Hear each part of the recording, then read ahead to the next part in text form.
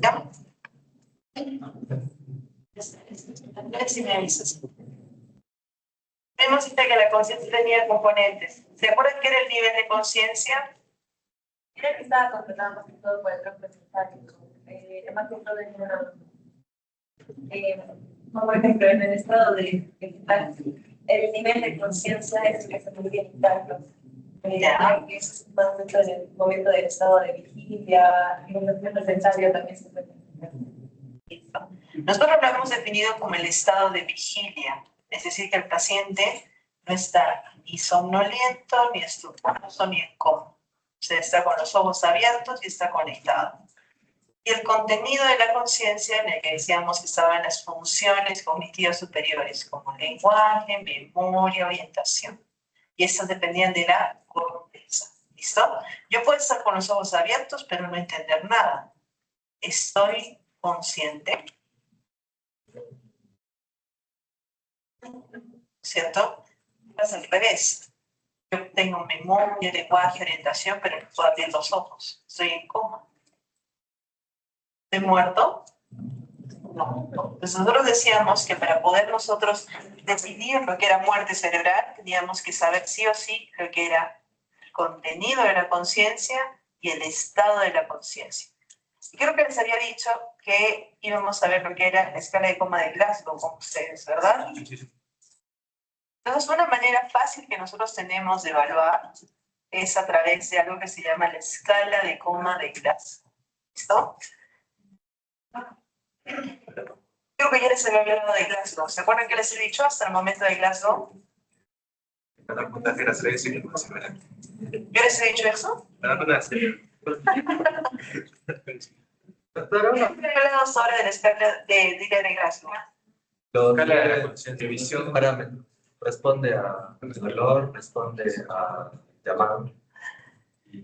¿Cómo me doy cuenta que no me están escuchando? Yo les había hablado de Glasgow, que es una ciudad que está localizada en Escocia. ¿Listo? Es la segunda. ¿Sí? ¿Les he dicho? No, el otro. Escúchame y ustedes se van a recordar. ¿Listo? Para los que no hayan estado conmigo, Glasgow es una ciudad hermosa, obviamente he estado allí. No tengo por eso. Espérame, dice, mira, ve, eso sí atiende, ¿no? El otro sí no. Glasgow es la ciudad más importante, bueno, la segunda más importante de Escocia, la primera es Edimburgo, pero Glasgow tiene algo muy importante. Glasgow es la ciudad, bueno, hasta hace un tiempo estaba calificada como la ciudad más peligrosa de toda Europa. De hecho, más peligrosa que Lima, y Río de Janeiro, y Sao Paulo.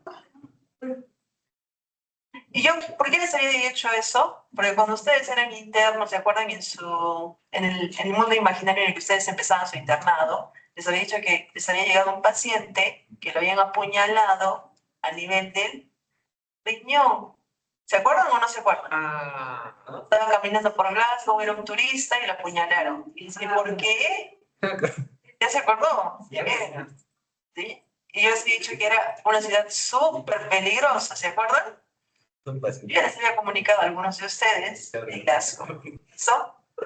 Para los que no les he comunicado, si van a Glasgow, mucho cuidado si salen de noche, mucho cuidado si es que toman, mucho cuidado si están en lugares oscuros y hay gente que les pide dinero, es preferible que le den el dinero. ¿Listo? Entonces, imagínense esto. Si es una ciudad tan peligrosa, ¿qué creen que hay mucho en esa ciudad?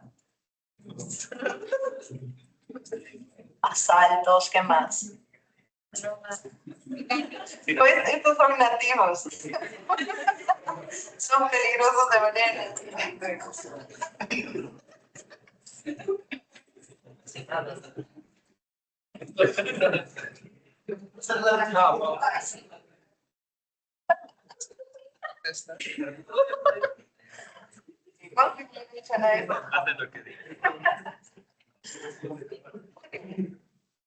¿Qué hay respecto a pacientes? ¿Qué pacientes ven las personas en Glasgow?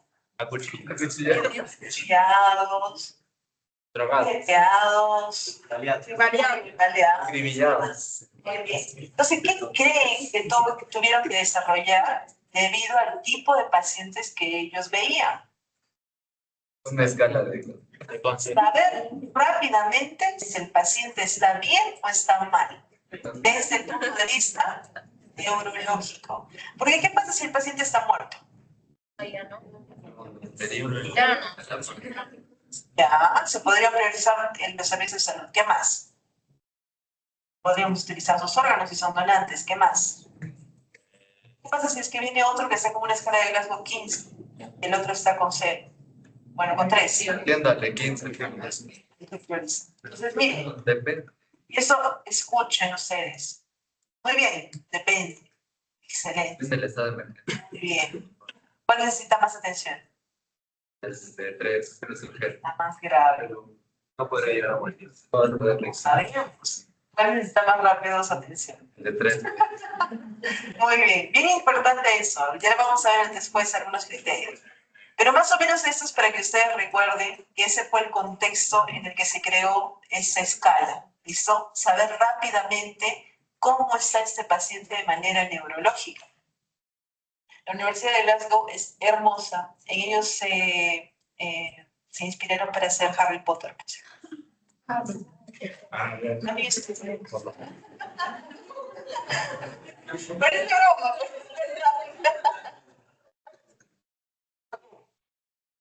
De Glasgow, chicos. La respuesta, ¿verdad? Esa está en portugués. Y respuesta está ¿no? Era que le digamos. Cuando nosotros decimos apertura ocular, por ejemplo, todos ustedes, ¿cuánto tienen de escala de coma de Glasgow en el puntaje apertura ocular? 4. ¿Alguno de ustedes está en 3? No veo. Ah, Creo que sí. Algunos de ustedes están durmiendo y yo les digo, oye, no sé, Pepito, y abre los ojos. Apertura ocular, han llamado. ¿No? Entonces, no todos están en 4, algunos están en 3. Algunos inclusive están echados ahí en sus asientos. ¿Estarán ni siquiera en 3? Al llamar, digo, chicos, por favor, atentos. No, nada, siguen durmiendo. ¿En qué están? 2. ¿Qué tengo que hacer a esa paciente? Una maniobra dolorosa. ¿Listo? Una maniobra dolorosa. Eso se llama maniobra de dolor. Entonces, es que, por ejemplo, abre los ojos cuando le hago una maniobra dolorosa. Nosotros en el Perú hemos aprendido la maniobra de... Cuando yo estuve en Inglaterra, me dijeron, eso es barbárico, ¿cómo pueden hacer eso a un paciente? Y yo dije, bueno, o sea, los maestros me enseñaron así. Mi libro de urgente dice eso.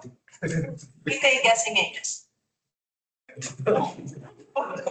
Tampoco pellizcar. Lo que hacen ellos es una presión en el lecho unguial, ¿listo? Que es mucho menos invasiva, no tienen que tocar al paciente en áreas críticas y les permite rápidamente tocar al paciente, ¿listo? Por allí, cuando ustedes sean asistentes, pueden ustedes utilizar esa variante para poder evaluar a su paciente, ¿listo? Y obviamente, ¿qué pasa si es que le hacemos una maniobra dolorosa y el paciente no reacciona? Le pongo un ausente. ¿Listo? Entonces, miren, ese es el primer parámetro. Segundo parámetro, ¿cómo habla el paciente? ¿Qué tal si yo les digo, a ver chicos, ¿dónde estamos? En la carrera. En la clase. Esa es la con la brama, el zapato. Algunos parece que están orientados, otros parece que están confundidos porque no responden nada. Entonces, miren, Están ausentes. ¿cuánto es? 4. Por ejemplo, dice algunas palabras, pero son palabras sueltas. Estamos. ¿Dónde? No sabemos. Cualquier cosa. 3. Aquí se dice. Si es que no hay respuesta, nosotros tenemos 2 combinaciones. Si es que es ausente, es 1. ¿Listo? Estos son como que gemidos, o de repente sonidos, pero que no necesariamente tienen un significado en una palabra. ¿Listo? Por ejemplo, ¿me escucha? Eso le ponemos 2, ¿ok? Respuesta motora, como algunos de ustedes, ¿no? Les he dicho, ¿dónde estamos? 2. ¿Listo? 2 y está con apertura ocular el llamado. Llevamos ¿Cuánto tiene? 3 más 2, 5. Algunos, ¿no? Última. Respuesta motora. A ver, levanten la mano derecha, todos ustedes. Obedece. 6 puntos. Los que no han obedecido, habría que ir a tocarlos, ¿no? Que le toca el hombro y le saca la mano. Lo localiza. Si el que le toco el hombro y estira, eso es 4. Si por el contrario flexiona, ahí sí ya estamos graves. Ahí ya estamos en 3 y este es un signo de gravedad. El paciente se está enclavando. ¿Listo? Bueno, primero es retira, flexiona y extiende. Cuando extiende es 2. Y finalmente, si es que no hay respuesta, si le doy nada, no hay ninguna respuesta motora, tenemos 1. Entonces, Mencionó que el paciente se estaba enclavando. el paciente se está enclavando. Cuando es extensión. Cuando es extensión. Flexión, también, pero flexión, o sea, es como que vamos por pasos. Primero flexiona, y si es que ya está completamente extendido, cuando nosotros le hacemos la maniobra de que lo tocamos, estamos ya con un paciente que está muy, muy mal. Es un paciente que inclusive hay que evacuarlo. ¿Listo? Muy bien, entonces, ese pacientito que tuvo respuesta ocular en llamada, que tuvo respuesta verbal en sonido, y que no hubo respuesta motora, ¿qué tiene? Tiene compañeros que están entonces en 3, en 7. 4 más 2, 6 más 1, 7. Un criterio de intubación es menos de 7. O sea, está listo para que lo intubemos, ¿no? ¿Alguno? ¿Qué pasa si es que fue ocular espontánea, orientado y obedece? ¿Cuánto tiene? Descarga de coma del Glasgow. Muy bien. Entonces nosotros vamos a ver que cuando tenemos un paciente de 15, más o menos desde 9 para arriba, ustedes todavía pueden estar tranquilos. De 9 para abajo está muy mal su paciente. 7 para abajo, el paciente necesita intubación. ¿Listo? Más o menos para que ustedes vean. Muy bien. Entonces con eso hemos terminado ese tema. Vamos a la siguiente. Lo fuerte de esta clase es la neurofisiología motora. Y para eso tenemos que recordar que uno de los ejes va a ser la médula espinal. ¿Cuál es el siguiente eje? ¿El tálamo es motor? No. Cordialmente sensitivo. Ya, ganglios basales, pero ¿dónde termina todo? ¿Cuál es la estación recontracentral? Esa. Entonces, en esta parte de neurofisiología motora vamos a revisar primordialmente médula espinal y neurofisiología motora y vamos a terminar con sistema nervioso. Respecto a la médula espinal, tenemos que sí o sí hacer algunas precisiones de las generalidades. En la vida fetal temprana, nosotros veíamos que la médula espinal se va a extender a lo largo de toda la columna y hay una correlación entre las salidas de los nervios y los segmentos. Pero a medida que nosotros vamos creciendo, obviamente la médula espinal no crece a la misma rapidez en la que crece la columna vertebral y por tanto los nervios raquídeos empiezan a salir por forámenes intervertebrales que no corresponden al segmento. ¿Listo? Bueno, o sea, corresponden, pero digamos que no están en el mismo sitio, localizados en el mismo lugar. Y recuerden que esto es porque obviamente la dura madre y la columna vertebral están creciendo de manera más rápida. Entonces, hay esta disparidad entre los segmentos vertebrales y los nervios raquídeos. Entonces, en el neonato, más o menos, para que ustedes sepan, la médula termina en L2 o L3, pero en el adulto, ¿en qué nivel terminaba? L1. En el borde inferior de L1. Por tanto, ¿cuál era un buen lugar para hacer una punción de líquido cefalorraquídeo? L3, L4. L2 podría ser, digamos que L3 está bien. Entonces, identifiquen L3 y por allí más o menos está bien. Dios mío, Dios mediante, Dios los ayude en ese momento. En general, nos vamos a dar cuenta que la médula espinal se va a localizar en los 2/3 superiores del conducto raquídeo. ¿Listo? Y más o menos si ustedes recuerdan, van a tener segmentos que están casi correlacionados con lo que ustedes recordaban en la parte de anatomía, que teníamos los segmentos cervicales, los segmentos torácicos, los segmentos lumbares y los segmentos sacros y coccygeos. ¿Listo? Y si se dan cuenta, la distribución es inversa a la distribución que tenemos en el cerebro. En el cerebro, ¿dónde estaba la sustancia gris? Externa. ¿Y dónde estaba la sustancia blanca? Interna. Porque recuerden que la sustancia blanca formaba ¿qué cosa? Como cables, ¿no? Los axones bajaban y formaban como el meollo. Aquí nosotros nos vamos a dar cuenta que la parte central va a ser la zona donde se va a manejar la información. Y por tanto la sustancia gris es central y todos los cables van a ir por los costados. Hasta cierto punto, si se dan cuenta, aumentamos. ¿Cómo? ¿Por qué creen que están los costados? Yo me imagino, no hay nadie que haya comentado. Nosotros maximizamos la oportunidad de tener espacio y que los cables no se nos crucen, ¿listo? Que los axones no se crucen de manera errónea, si es que los tenemos todos juntitos en el centro, ¿ok? Entonces aquí estamos maximizando. Pero quiero que se den cuenta en la cantidad de la sustancia gris en la parte cervical, torácica, lumbar y sacra. ¿Qué les parece? Ya, ¿quiénes tienen más? Muy bien. Entonces, en general se van a dar cuenta que la segmentación también se va a acompañar acerca de un cambio en la estructura o de una alteración en la estructura. No es una alteración, es una variación en la estructura de la sustancia gris. Entonces, en general, la médula espinal se va a extender desde el agujero magno hasta el cono medular. Y nosotros nos vamos a dar cuenta que después del borde inferior del L1 y el L2, o sea, vamos a tener la caudequina, llamada también cola de caballo.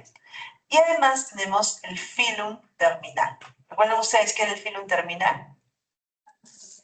Ya. Es un tejido no neuronal y la vía madre se continúa hasta que, reparo, hasta la S2. ¿Listo? Aquí la S2 se cierra y nos permite tener un sistema cerrado para que circule ¿qué cosa? El líquido cefalorraquídeo, formando algo que se llama la cisterna dural espinal. ¿Listo? O bolsa de líquido cefalorraquídeo. Y entre L2 y S2 nosotros vamos a ver que podemos potencialmente realizar una punción lumbar. Pero hemos dicho que el sitio específico suele ser borde inferior de L3 o entre L3 y L4. Y aquí nosotros decíamos de que es importante que sepamos que a ese punto las raíces dorsales tienen menos probabilidad o poca probabilidad de sufrir traumatismos. ¿Ok? Que ustedes hinquen con la aguja a las raíces dorsales. Ahora, nosotros veíamos que esta médula espinal no es que estaba suelta en el canal raquídeo, sino que estaba sujeta a los cuerpos vertebrales por ligamentos dentados. Y estos ligamentos dentados dejaban a la médula suspendida y más o menos en el centro, a fin de que justamente no haya traumatismos. ¿Listo? Y el espacio epidural, habíamos dicho que no solamente está conformado por grasa, por vasos, sino que también por la pared interna del conducto raquídeo y la dura madre raquídea. ¿Ok? Muy bien. Además, teníamos que recordar respecto a la segmentación. Estamos viendo que la médula espinal tiene segmentos. Y estos segmentos corresponden a áreas específicas del cuerpo. Cada segmento se conecta con los nervios raquídeos que emergen de ella y controlan una zona sensitiva del cuerpo. ¿Y esto por qué creen que la médula está dividida en segmentos?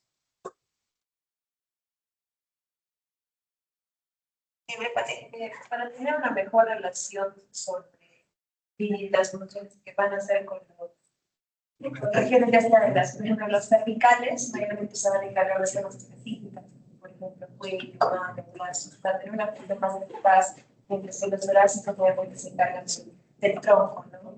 Entonces, creo más que todo tener una mejor relación y ser más específico.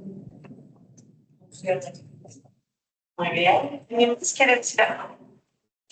Miren, en general, ¿qué pasa con el gobierno de nuestro país, por ejemplo? ¿Qué pasaría si solamente hubiera un gobierno y no hubiera gobiernos regionales? Ya. Podrían haber, por ejemplo, diferencias. ¿Qué más? Podría haber una desorientación. Ya, Si desorganización. todo llega ahí, no sabría cuál priorizar. Ya. Allí. Quizás, supongamos que eso solo sea nacional, si llega a haber un problema distrital, posiblemente que se llegue a notar, no podría quizás darse cuenta de que hay un problema ya que está muy lejano. Muy bien. Entonces, cada uno de esos segmentos va a corresponder a un departamento del Perú. ¿Ya? Por ejemplo, Arequipa, Cusco, Loreto, Madre de Dios. A ver, lo que está más pegadito al cerebro, ¿quién sería? ¿Quién correspondería? Como al segmento cervical. Muy bien. ¿Y qué pasaría con la parte, por ejemplo, de los coxígeos? ¿A quién correspondería? ¿No es cierto? ¿Qué me dijeron antes? ¿Me han dicho tumbes? Sí, me han dicho tumbes, ¿no? ¿Qué me han dicho? ¿Lima me han dicho? Yo en mi mente he pensado tumbes y ustedes han pensado muy gracioso. En la camina. Ay, qué gracioso. Entonces, más o menos, los segmentos cervicales serían como el área de Tumbes, Piura, y los segmentos inferiores serían como el área del Tacna. ¿Qué pasa con respecto a, imagínense, de que si pues Lima, digamos que esté como en la zona del tronco encefálico? ¿Qué va a suceder con las vías? ¿Cuántas vías tienen que subir y bajar Varias. con respecto a Tacna? ¿Cuál tiene más vías, cuál tiene menos vías? ¿Cuál está más conectada? ¿Tacna o está Lima? Lima. Ya. Recuerden que ahora vamos a ver la analogía de que las vías, las carreteras, las avenidas, todas son como los axones. ¿Listo? Y por tanto, a medida que vamos progresando a los segmentos cervicales, ¿cómo van a ser justamente el área blanca? Menos prominente. Cervicales. Estamos llegándonos a Lima. Tronco encefálico. Interesante. A medida que nosotros nos acerquemos al cerebro, vamos a tener más sustancia blanca para llevar información del resto de las regiones, que nosotros le hemos llamado segmentos celulares. ¿Listo? Esta segmentación también, chicos, les permite una organización precisa del control nervioso. Lo que decían, ¿qué pasa si en el pueblito X sucede un problema? ¿Se enteran? Nadie se entera. Pero si es que hay allí una organización, pues vamos a poder ser mucho más precisos, facilitando la relación entre la médula y los efectores. ¿Quiénes eran los efectores? Los Glándulas, podría ser también la piel y las vísceras. Muy bien. Entonces, la división segmentaria se van a hacer en 31 segmentos. Algunos de ellos van a ser segmentos cervicales, torácicos, lumbares, sacros y coxígeos. Los cervicales ustedes lo recuerdan súper bien. ¿Cuántos segmentos tenemos? 8. 8 segmentos que van a controlar qué cosa. Primordialmente, siempre recuerden, plexos cervicales, plexo braquial. ¿Y controla qué cosa? Hombros, brazos, manos, casi todo el miembro superior. Y los músculos del diafragma. ¿Y recuerda qué ramas en las que controlan? C3, C4, C5. C3, ¿verdad? C5. Esas están relacionadas con el nervio frénico. Muy bien. A ver, en cuanto a las lesiones, recuerden, pueden afectar tanto la función motora como la función sensitiva. ¿Y qué pasa si es que se afecta las zonas de C3, C5, C4? ¿Qué se afecta? La respiración. Entonces, mucho cuidado con eso. Por eso nosotros decimos que las lesiones cervicales pueden ser potencialmente mortales. ¿Ok? Porque estamos viendo que se relaciona con el nervio frénico. Con respecto a los segmentos torácicos, tenemos de la T1 a la T12. Y aquí vamos a ver que los nervios raquídeos van a controlar tanto los movimientos del tronco como la estabilidad. Y cuéntenme, ¿qué les parece el tronco? ¿Tenemos mucha movilidad o poca movilidad? Compárenle con las manos, los ojos. Poca. ¿Necesitamos mucha sustancia gris? Poca sustancia gris. Ustedes digan.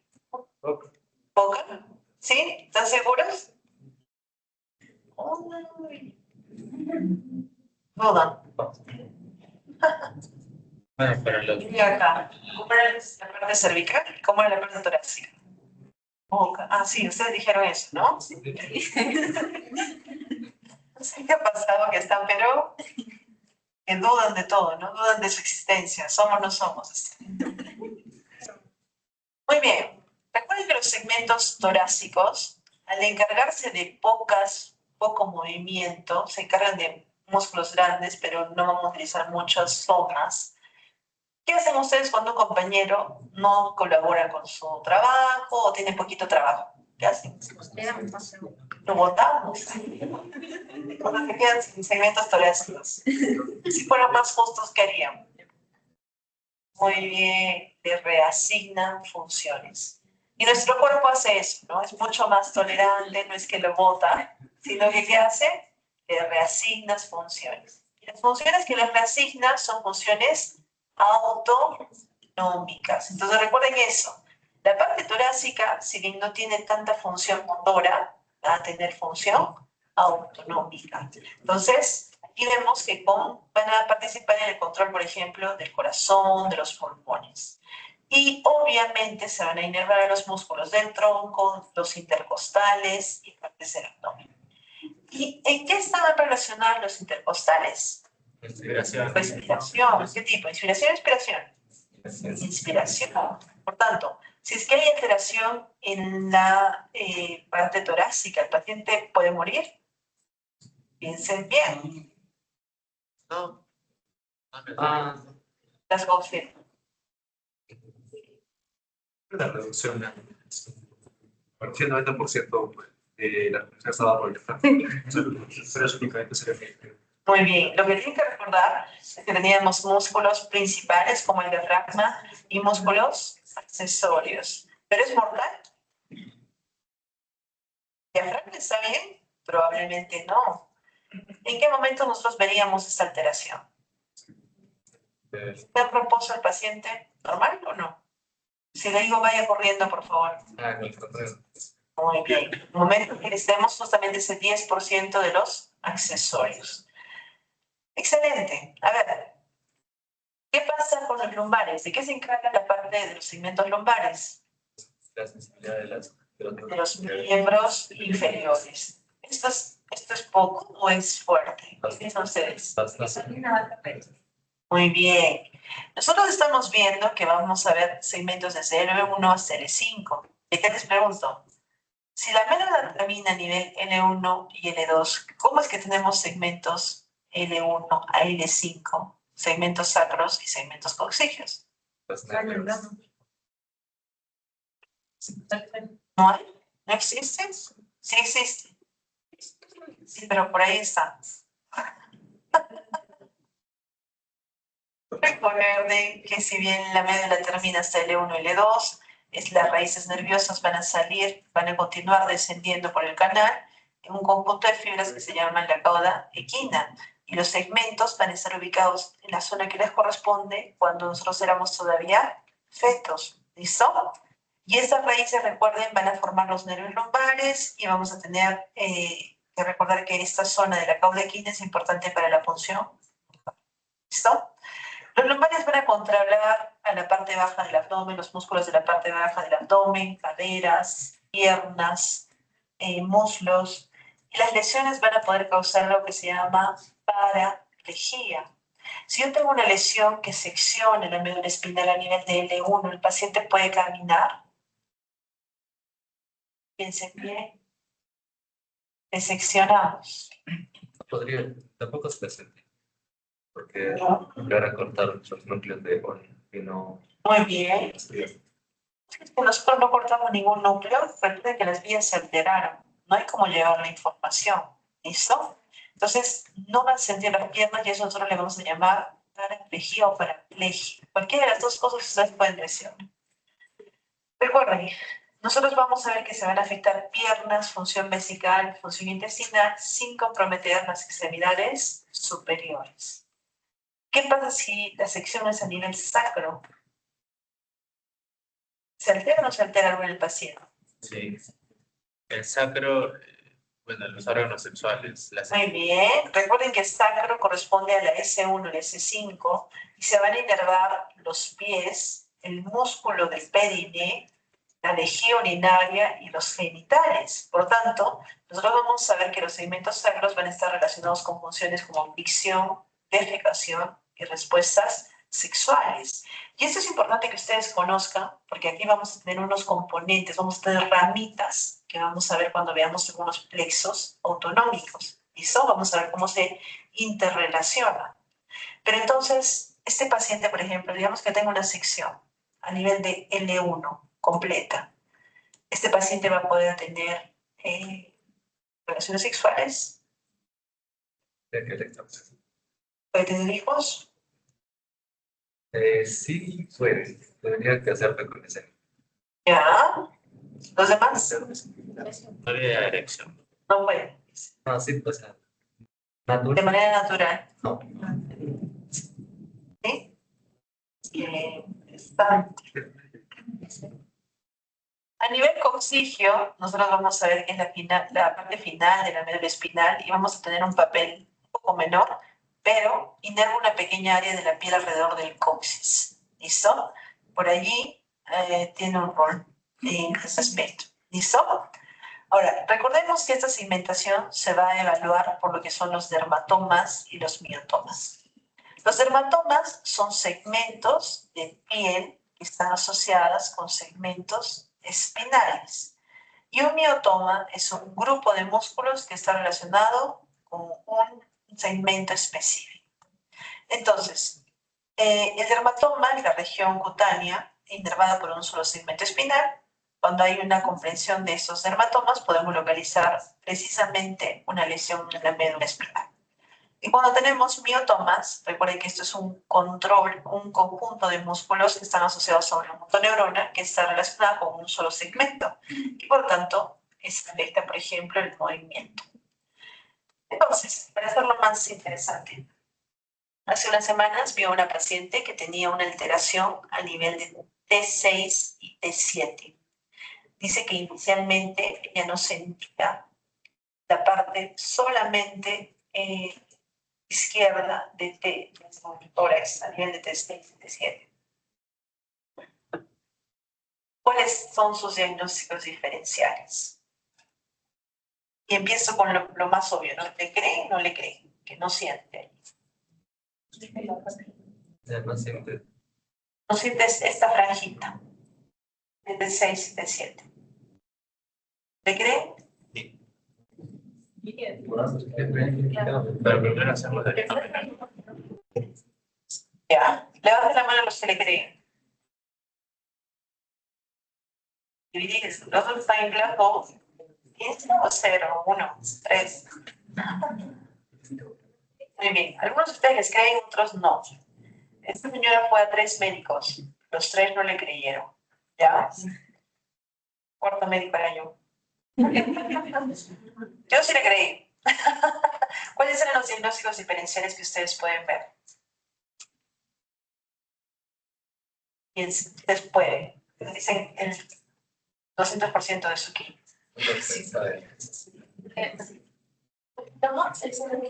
La primera temporada de cultura es que está todo positivo, o sea, no recibe, bueno, tener conocimiento quizás de lo que acabas de decir.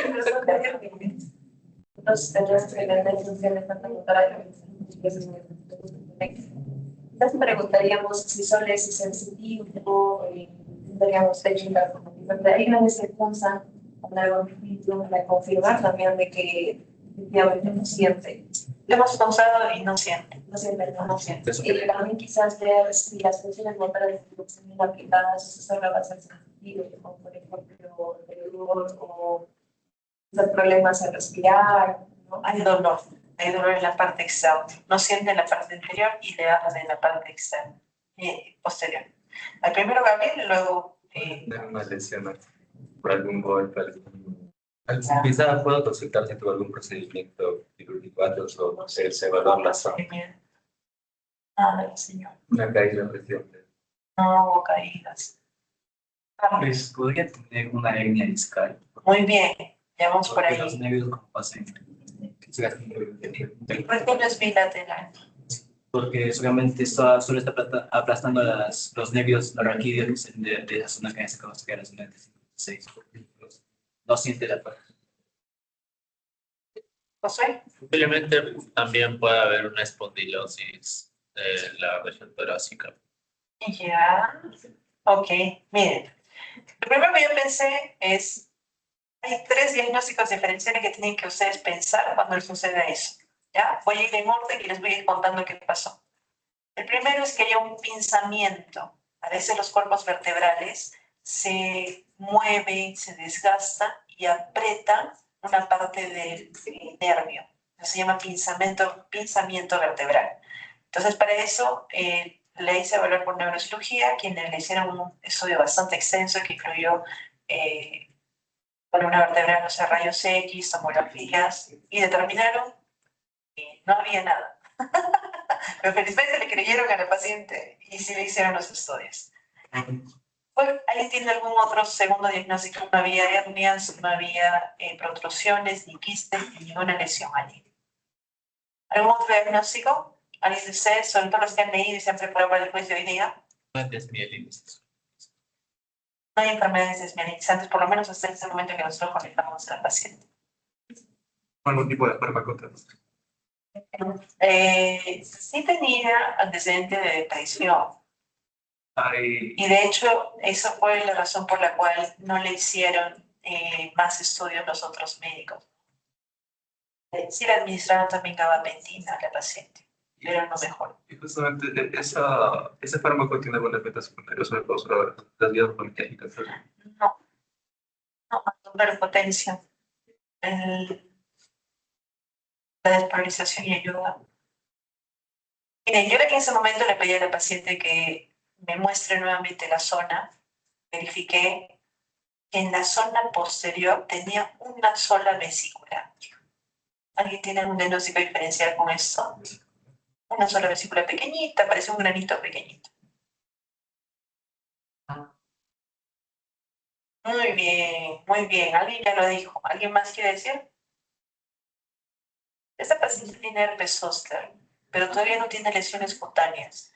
Y recuerden ustedes que el herpes zóster tiene una distribución de zona, o sea, por dermatomas. Y esto es muy típico, chicos.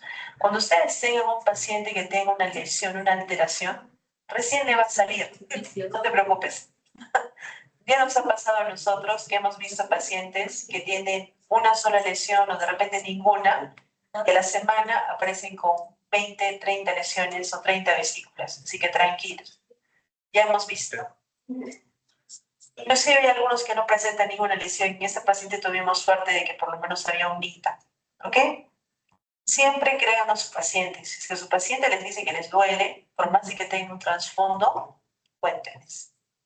Y el segundo casito que vi esa semana que está relacionado con esto es una señora que tenía Alzheimer.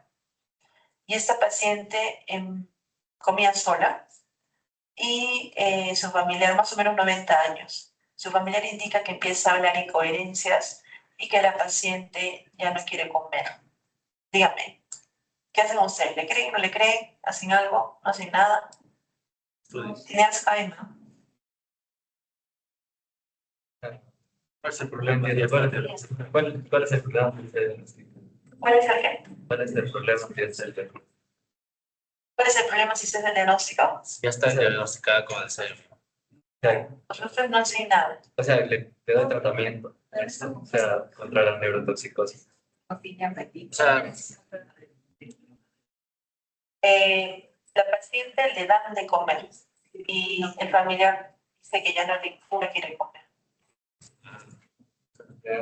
Tengo que hacer que coma. O sea, por ejemplo, viene a tu consulta, tú le dices, es parte de la progresión de su enfermedad, ¿eso le comentas? Porque eso fue lo que hicieron con ella.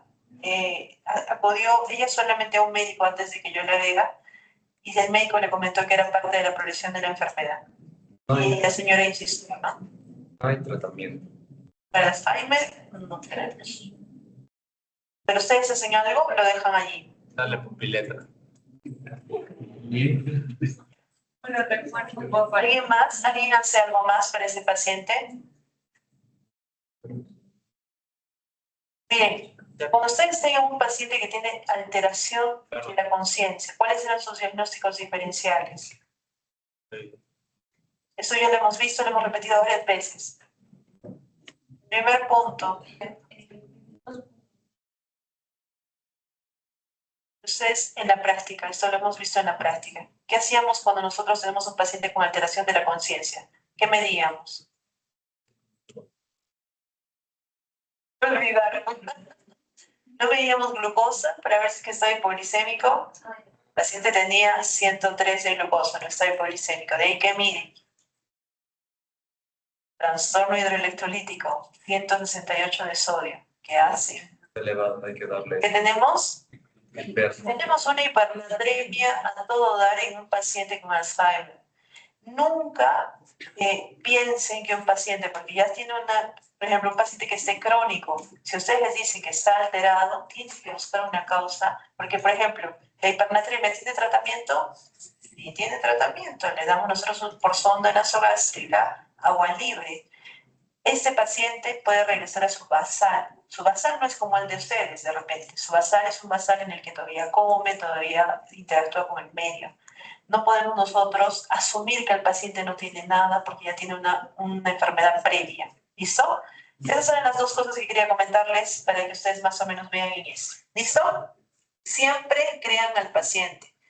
Por más de que el paciente tenga dolor crónico, por más de que el paciente no esté en condiciones perfectas, ustedes indiquen y traten de hacer algo para el paciente. ¿Ok? Muy bien. Vamos entonces a la sustancia gris y la sustancia blanca en la médula espinal. Esta semana he diagnosticado cosas bien interesantes. Bien interesantes. No todos los pacientes me han dado su autorización para compartir sus casos con ustedes, pero si algo les puedo decir es, mientras más diagnósticos diferenciales tengan ustedes, más posibilidades tienen de ayudar a los pacientes y más posibilidades de que el paciente reciba un tratamiento oportuno. ¿Ok? Muy bien. Nosotros vamos a ver que la sustancia gris va a estar organizada en una forma como de H o de mariposa, que nosotros a eso le vamos a llamar astas. Y como sabemos, hay dos tipos de astas. ¿Recuerdan cuáles son? Sí, ventrales y dorsales. Las ventrales están localizadas en la parte anterior. ¿Y recuerdan ustedes qué tipo de función tenía? Motora, muy bien. Aquí vamos a tener neuronas de tipos ASA, ASA minúscula, y las neuronas MNI. Esas neuronas dejan la médula a través de raíces ventrales, y eso se le llaman raíces eferentes. Mientras que la sustancia o la asta dorsal, vamos que se extienden posteriormente, y estas astas están recibiendo impulsos aferentes. Es decir, impulsos ¿de qué tipo? Sensitivos. Y recuerden que el tipo de neuronas que están relacionadas son las neuronas AM. Vemos que van a entrelazar información de las raíces dorsales y otras neuronas enlazadas. Pero si nosotros ya tenemos descrito la parte anterior, que son las astas anteriores, y la parte posterior, que son las astas posteriores, ¿qué tenemos en el centro? Sustancia gris intermedia. En el centro tenemos algo específico. Más o menos para que ustedes sepan, es como que se forman grupitos. El grupito de la parte anterior, el grupito de la parte posterior, y dejan el centro prácticamente libre. En ese libre están neuronas que no tienen grupos necesariamente y que pueden hablar con cualquiera. Entonces, ¿cuál creen que va a ser su función? Conectarlos. Muy bien. Esta sustancia gris intermedia está en la porción central de la médula y va a conectar las astas dorsales con las ventrales y también va a rodear el canal central. Miren, en el área torácica va a ser en el único lugar en que esta sustancia gris intermedia se va a formar en grupos. Y estas se van a llamar columnas intermedio laterales. Es decir, que no solamente se van a conectar con la asta anterior, con la asta posterior, sino que vamos a ir tridimensionalmente hacia arriba, con columnas intermedio laterales. Y estas van a ser proyecciones delgadas que van a emerger de la sustancia gris intermedia y van a ser basadas primordialmente por neuronas tipo asa viscerales. ¿Recuerden dónde hemos visto las asas? Muy bien, en las ventrales. ¿Listo? Entonces, ¿recuerdan ustedes qué de especial tenía el área torácica? Tenía solamente función motora y sensitiva. También tenía función autonómica. ¿De qué tipo? Simpático. Entonces, miren, aquí estamos viendo que en este lugar, estas neuronas, que eran prácticamente almas libres, que se llevan bien con todos, tienen un rol, ¿listo? Y también recordemos que van a tener justamente una función en el sistema autónomo. Muy bien. Con respecto a las proyecciones o los procesos de proyecciones, vamos a ver que van a dejar la médula y van a entrar en los nervios periféricos y van a abastecer a los tejidos, tanto los nervios autónomos como también los músculos esqueléticos. Y como hemos visto en los cortes de la médula, la cantidad de sustancia gris es proporcional a la cantidad de tejido inervado. Entonces, por ejemplo, en los miembros superiores, vamos a ver que el quinto segmento cervical es así. Tenemos bastante sustancia gris. Tenemos más área. A ver, esto también lo pregunté a sus compañeros y no necesariamente respondieron bien. Si esta zona es el área B y esta zona es el área A, ¿cuál de las dos es la zona posterior? La zona B.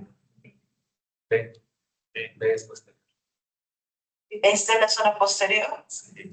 ¿Esta es la zona anterior? Sí. Sí, porque... Ya. Algunos no están convencidos. Efectivamente, cuando ustedes vean esta cisura central más o menos, que es profunda y que no está acompañada así como de pliegues, esa es la parte posterior. La parte anterior es un poco menos profunda y si se dan cuenta tiene como un espacio. ¿Listo? Entonces, acá estamos viendo que la parte motora es bien extensa comparada con la parte sensitiva. En el primer segmento torácico, miren, ¿no? Inmediatamente casi, ¿cómo cambia? ¿Sí? Entonces estamos viendo que su función va a estar directamente relacionada con la cantidad de sustancia gris que existe. ¿Qué pasa en el miembro inferior? Miren el lumbar inferior. ¿El lumbar inferior con qué creen que está relacionado? Lumbar inferior, o sea, L4, L5. De rodilla. Izquierdas. L4 y L5. Muy bien, está relacionada con movimiento de miembros inferiores. Y miren cómo es el área o la sustancia gris. Es bastante prominente.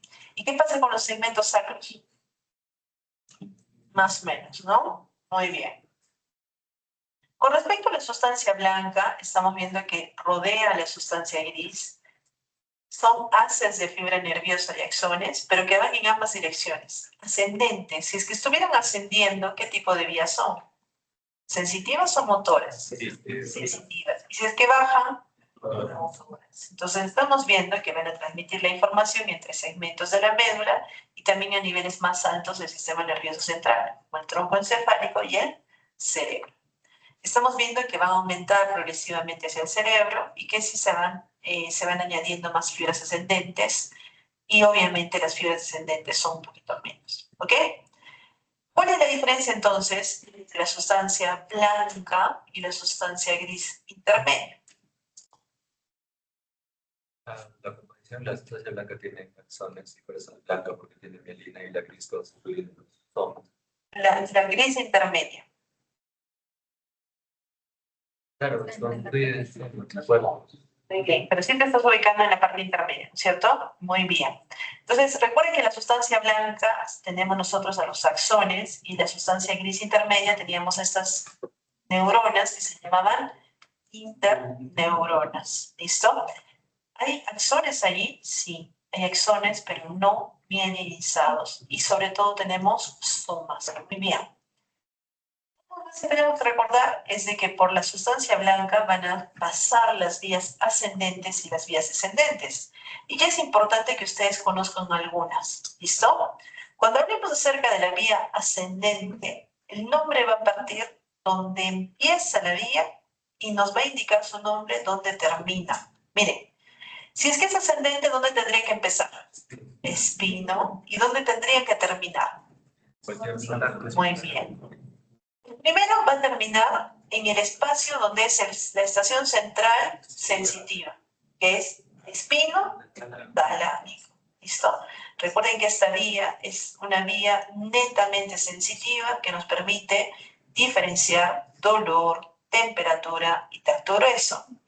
Y la siguiente vía que van a conocer, porque hay más, pero estamos ahorita precisando algunas cosas, va a ser la que va desde la médula espinal hacia el cerebelo. Y esa se llama vía espino-cerebelosa. Y está relacionada con la información, sobre todo, propioceptiva. ¿Listo? Vía propioceptiva. En cuanto a las vías descendentes, ¿dónde creen que va a partir la información de las vías descendentes? La corteza, y hacia dónde va a llegar, hacia la médula. Por tanto, ¿cómo le vamos a llamar? Tracto córtico espinal.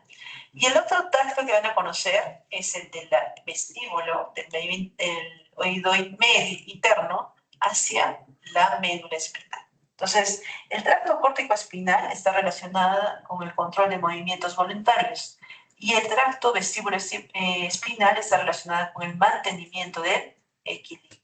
¿Listo? ¿Hasta aquí estamos bien? Entonces, estamos viendo que la sustancia gris tiene primordialmente somas, o sea, cuerpos neuronales. Y la sustancia blanca primordialmente, ¿qué es? Axones. ¿Listo? Ahora sí, podemos nosotros pasar entonces con fuerza a lo que es la protección. La columna vertebral sabemos que está protegida por los cuerpos vertebrales, que por la columna vertebral. Los cuerpos vertebrales están localizados en la parte anterior. Algo importante que recordar es que los cuerpos vertebrales son los que soportan el peso corporal. ¿Qué pasa si una persona está en el segundo piso y se cae de pie?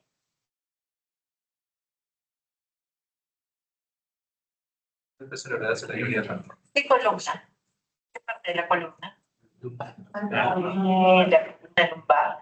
Cuando nosotros tengamos un paciente en emergencia, sobre todo ustedes, y este paciente diga que se ha caído de pie, ¿qué es lo primero que tienen que hacer? Señor, rapidito. Estabilizar. Sí. Generalmente nosotros le ponemos una tabla rígida, una cama con tabla rígida hasta que no tengamos la confirmación de que no hay lesión. Porque ¿qué pasaría si es que sí hubiera lesión? Si lo muevo, o sea, se puede Justamente. moverse, Señor, por favor, váyase, estamos apurados, tengo 20 pacientes en la cola. se puede lesionar, no puede Muy bien. ¿Y qué pasa si es que hay una sección a ese nivel? paraplegia. Paraplegia, muy bien. Entonces, mucho cuidado con eso.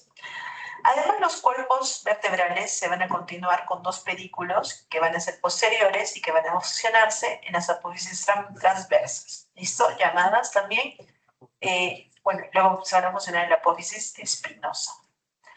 Ahora, el arco vertebral más la superficie posterior de la vértebra va a formar un agujero vertebral, o llamado también conducto raquídeo, que va a contener a la médula espinal, a la dura, a las grasas y a las raíces nerviosas. Entonces aquí tenemos, a ver, si esa es la médula, ¿qué es esto?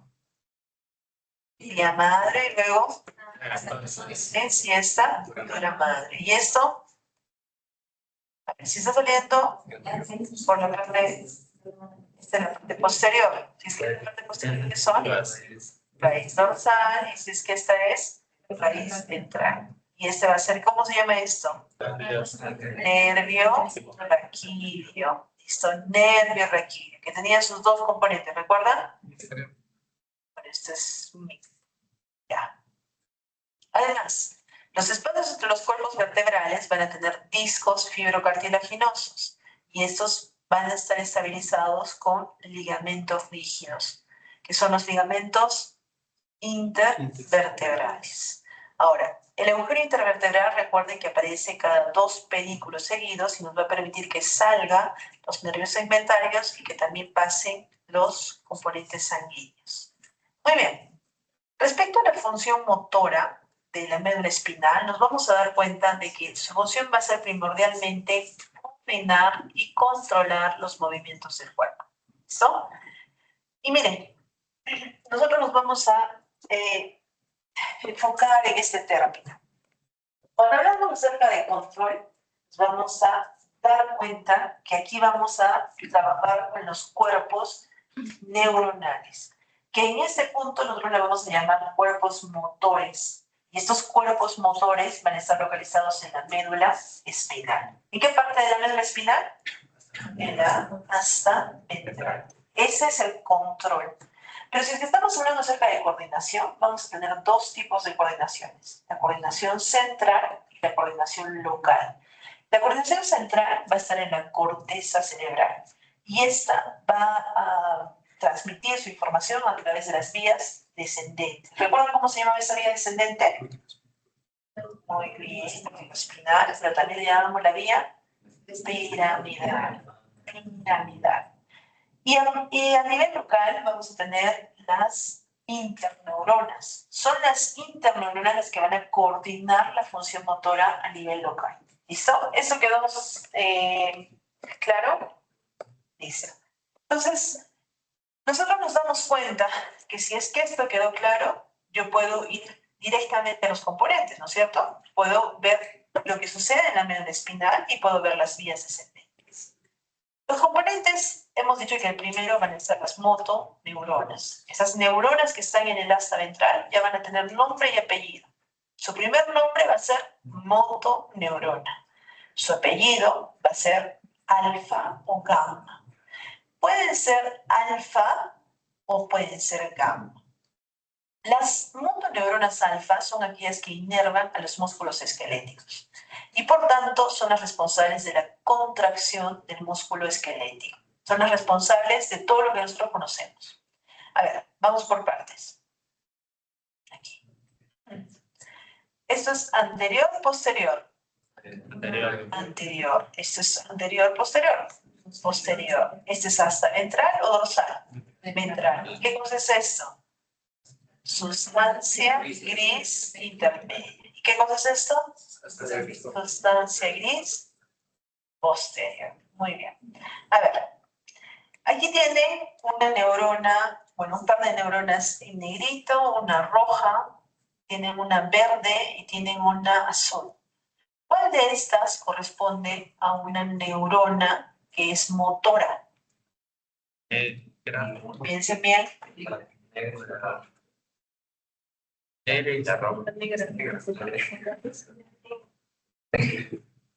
¿Ya? Esta es una motoneurona. No, la otra, la de abajo. Esta es una motoneurona. Esta es una motoneurona. A ver, ¿cuál es la definición de una motoneurona? ¿Dónde estaba su cuerpo neuronal? Muy bien, en el asta ventral. ¿Este es el asta ventral? Sí. ¿Esta tiene su cuerpo en el asta ventral? No. ¿Dónde está su cuerpo? La sustancia intermedia. Por tanto, ¿qué cosa es? Interneurona. ¿Con quién está comunicando? Miren. Una sustancia, con una neurona sensitiva. Miren, aquí las únicas 2 motoneuronas son esta negra y esta roja. Y una... no le he dicho nada. La motoneurona que está de color negro es la motoneurona alfa. Y la que está de color rojo es la motoneurona gamma. Miren, mientras que la motoneurona alfa va a sensar la información de la placa motora terminal, la motoneurona gamma está sensando lo que está sucediendo en el uso muscular. ¿Listo? Entonces, muy importante. Cada motoneurona alfa va a estar relacionada con un grupo de fibras musculares. Y en conjunto, las fibras musculares más la motoneurona alfa van a dar lo que ustedes ya han estudiado en primera fase de fisiolfato 1. ¿Cómo se llama eso? Unidad motora. Ustedes recuerdan que venía el nervio, ustedes solamente veían la parte de los axones y decían, estas generan una despolarización y esto hace que ingrese el calcio, bla, bla, bla. ¿Se acuerdan? Nosotros no mencionábamos, pero ¿quién era esa neurona? Era una motoneurona alfa. Y recuerden que el tamaño de la unidad motora varía según el tipo de músculo. ¿Qué pasa si es que nosotros tenemos movimiento fino? Queremos hacer un movimiento fino, contar monedas, escribir, hacer neurocirugía. ¿Qué necesitamos? ¿Una motoneurona grande o una motoneurona pequeña? Grande. Cuidado con lo que dice. Grande. El tamaño depende del número de fibras. Pequeño.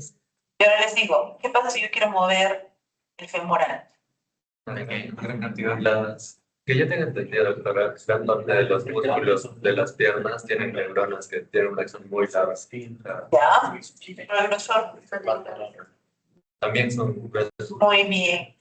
En los músculos grandes nosotros no necesitamos movimientos finos. Por tanto, una sola motoneurona puede inervar a cientos de fibras musculares. Y recuerden que comparado con las otras motoneuronas son 50 a 100% más grandes y tienen muchísimas ramificaciones. Pero si yo quiero hacer un movimiento fino, recuerden que la motoneurona tiene que inervar a pocas fibras musculares. La contracción tiene que ser bien delicada e inclusive nosotros vamos a ver que están aislados sobre todo en los dedos. ¿Recuerdan ustedes cómo estaban los paquetes musculares? Estoy segura que ustedes los han disecado y todo lo demás. Entonces necesitamos nosotros tener movimientos finos. ¿No han disecado? ¿No lo han visto nomás? Muy bien. A ver, solo para terminar esta idea. ¿En qué parte de la médula se encuentran las motoneuronas alfa? En las astas anteriores. Van a enviar sus axones a través de las raíces ventrales que van a componer lo que se llama el nervio raquídeo. Y eventualmente hemos dicho que van a inervar directamente a las fibras musculares extrafusales. Y obviamente van a recibir información de las vías descendentes a través del tracto córtico-espinal y de las interneuronas por circuitos vocales. Como estas son las más importantes, obviamente van a tener segundo apellido y van a ser A alfa o A gamma. La alfa va a tener tipos alfa, que son grandes, y la gamma, el tipo A gamma, que son aquellas en las cuales van a tener dos versiones, las dinámicas y las estáticas. Las gamas dinámicas van a estar relacionadas con las fibras intrafosales de las bolsas nucleares, y estas nos van a permitir una respuesta dinámica, mientras las gamas estáticas nos van a estar relacionadas con la cadena nuclear. Y estas van a estar en relación con la respuesta estática. Esta parte la vamos a volver a repetir cuando hagamos receptores sensitivos musculares de propiocepción. Entonces, cuando nosotros veamos el receptor, vamos a regresar nuevamente a las fibras para que ustedes completen, tengan la historia completa. ¿Listo? Ok, muy bien chicos, nos quedamos aquí, motoneuronas alfa. Antes de que se vayan, obviamente se va a tomar lista para que sea más divertido para ustedes. ¿No quieren que tomemos lista? ¿Están todos presentes? Claro, sí. Sebastián Adrián. ¿Tienen? Claudio Álvarez. Ya vino a la obra, ¿no? Verónica Arce. Puesto. Valery Bustinza. Bien. Andy Caballero. Andrea Calderón. Jenny Esther. Fabricio Chávez. Bien, Fabricio. Alejandra Choque. Jade Joaquira. Sebastián Contreras. Eduard Cruz. Patricia Delgado. Luciana Escalante. Elena Extremadura, Nancy Galindo, Ariela García,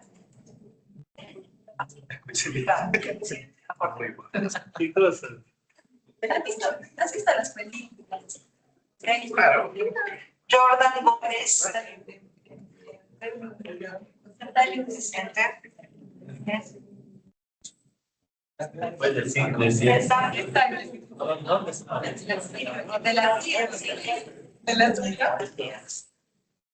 Diego Hilario,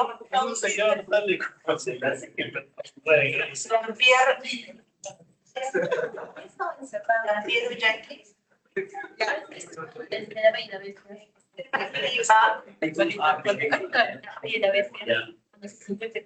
Carlos Loaiza, Stephanie Martínez, Carlos Monteagudo, Carolina Moreno, Jimmy Murillo, Wilmer Peralta, Josué Pérez, Angie por acá.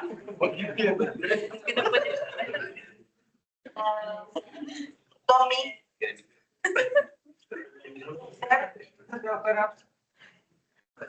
Fernanda Sarmiento. Lisbeth Zucarzaga. Catherine Picona.